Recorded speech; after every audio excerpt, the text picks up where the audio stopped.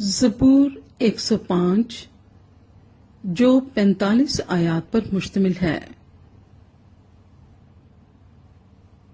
خداوند کا شکر کرو، اس کے نام سے دعا کرو، قوموں میں اس کے کاموں کا بیان کرو، اس کی تعریف میں گاؤ، اس کی مدح سرائی کرو، اس کے تمام عجائب کا چرچا کرو، اس کے مقدس نام پر فخر کرو۔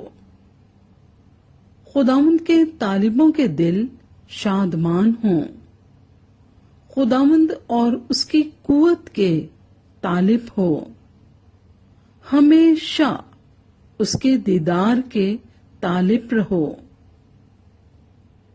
ان عجیب کاموں کو جو اس نے کیے، اس کے عجائب اور منہ کے احکام کو یاد رکھو۔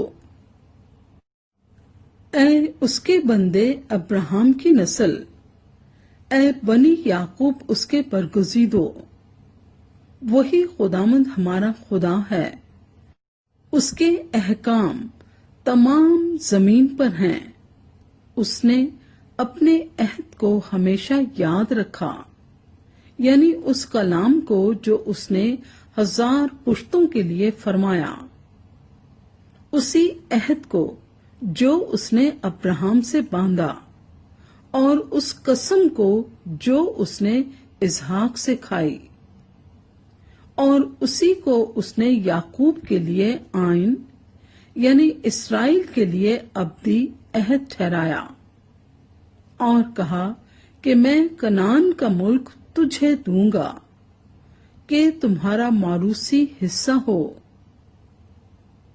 اس وقت وہ شمار میں تھوڑے تھے، بلکہ بہت تھوڑے، اور اس ملک میں مسافر تھے، اور وہ ایک قوم سے دوسری قوم میں اور ایک سلطنت سے دوسری سلطنت میں پھرتے رہے۔ اس نے کسی آدمی کو ان پر ظلم نہ کرنے دیا، بلکہ ان کی خاطر اس نے بادشاہوں کو دھمکایا اور کہا کہ میرے ممسوحوں کو ہاتھ نہ لگاؤ اور میرے نبیوں کو کوئی نقصان نہ پہنچاؤ۔ پھر اس نے فرمایا کہ اس ملک پر قحط نازل ہو، اور اس نے روٹی کا سہارا بالکل توڑ دیا۔ اس نے ان سے پہلے ایک آدمی کو بھیجا، یوسف غلامی میں بیچا گیا، انہوں نے اس کے پاؤں کو بیڑیوں سے دکھ دیا، وہ لوہے کی زنجیروں میں جکڑا رہا جب تک کہ اس کا سخن پورا نہ ہوا۔ خداوند کا کلام اسے آزماتا رہا، بادشاہ نے حکم بھیج کر اسے چھڑایا، ہاں قوموں کے فرما روا نے اسے آزاد کیا۔ اس نے اس کو اپنے گھر کا مختار اور اپنی ساری مملکت پر حاکم بنایا، تاکہ اس کے امراء کو جب چاہے قید کرے اور اس کے بزرگوں کو دانش سکھائے۔ اسرائیل بھی مصر میں آیا، اور یعقوب حام کی سرزمین میں مسافر رہا، اور خدا نے اپنے لوگوں کو خوب بڑھایا اور ان کو ان کے مخالفوں سے زیادہ قوی کیا۔ اس نے ان کے دل کو برگشتہ کیا تاکہ اس کی قوم سے عداوت رکھیں اور اس کے بندوں سے دغا بازی کریں۔ اس نے اپنے بندے موسیٰ کو اور اپنے برگزیدہ ہارون کو بھیجا، اس نے ان کے درمیان معجزات اور حام کی سرزمین میں عجائب دکھائے۔ اس نے تاریکی بھیج کر اندھیرا کر دیا، اور انہوں نے اس کی باتوں سے سرکشی نہ کی۔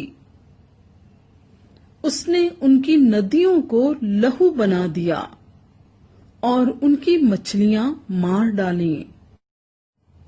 ان کے ملک اور بادشاہوں کے بالاخانوں میں مینڈک ہی مینڈک بھر گئے. اس نے حکم دیا اور مچھروں کے قول آئے اور ان کی سب حدود میں جوئیں آ گئیں. اس نے ان پر می کی جگہ اولے برسائے اور ان کے ملک پر دہکتی آگ نازل کی. اس نے ان کے انگور اور انجیر کے درختوں کو بھی برباد کر ڈالا اور ان کی حدود کے پیڑ توڑ ڈالے.